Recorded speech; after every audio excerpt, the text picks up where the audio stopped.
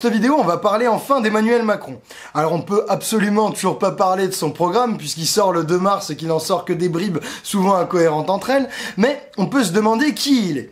Qui est ce type? Alors beaucoup de gens ont entendu parler de son passage par la banque Rothschild, certains ont entendu parler de l'ENA, mais nous on avait envie de rentrer en profondeur dans ce qu'était son parcours. Comment ça se fait qu'un jeune peut-être brillant se retrouve si haut, si vite?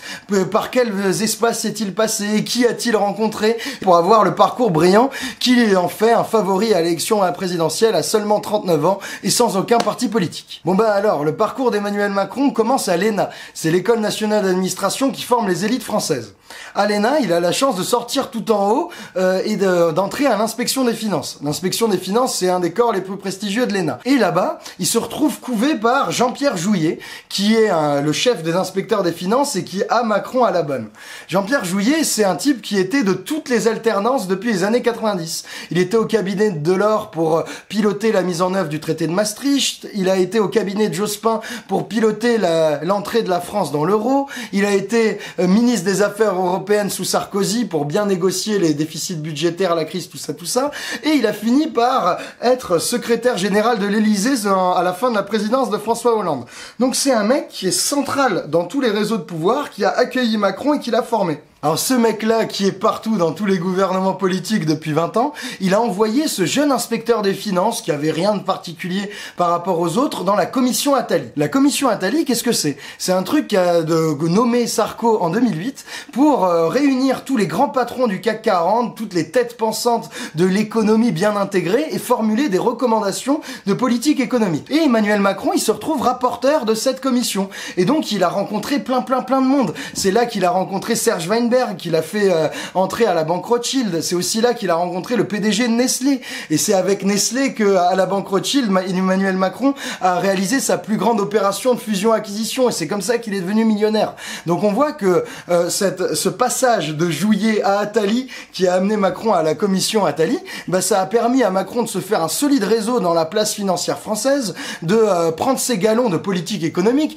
parce que évidemment la commission Attali, elle a recommandé tous les trucs que recommande la Commission européenne et tous les éléments de politique économique mis en place depuis des années, moins en moins de fonctionnaires, on recule indéfiniment l'âge à la retraite, on casse le code du travail, on baisse les dépenses publiques, et ces recommandations, en plus des éternelles baisses de charges sociales, bah, la Commission Attali, dans son rapport, elle voulait pas que ce soit mis en place pour 1 an, 2 ans ou un quinquennat. Non, tenez-vous bien, je vous le lis là. Elles devront être poursuivies avec ténacité pendant plusieurs mandats et quelles que soient les majorités. Donc chapeau les gars, on voit que si on vote, si le peuple vote comme ci ou comme ça change rien du tout. Les experts n'en ont rien à foutre, ils veulent que ce soit la même politique toujours, tout le temps, pour l'éternité. Ça, c'était sous Sarkozy. Parce qu'après son passage, brillant d'ailleurs, à la banque d'affaires Rothschild, eh ben, il y a Hollande qui est arrivé à la présidence. Et là, Jean-Pierre Jouyet, grand ami de François Hollande, et Jacques Attali se sont rappelés que le brave Emmanuel pouvait être un super candidat pour assister le président Hollande. Et donc, Hollande l'a nommé secrétaire général adjoint de l'Élysée.